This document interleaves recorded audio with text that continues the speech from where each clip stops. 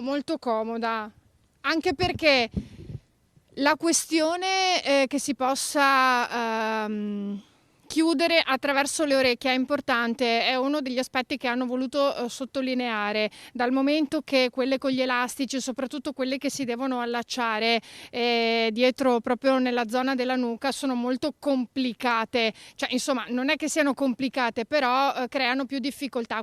Permette di respirare, quindi anche perché c'è anche questo aspetto, no, in questo periodo che riguarda le mascherine, c'è chi magari soffre di claustrofobia e quindi magari si sente costretto, fa fatica a tenerle, invece con questa che ha questa dimensione che è abbastanza grande è molto più facile anche riuscire a respirare, non sentirsi troppo costretti.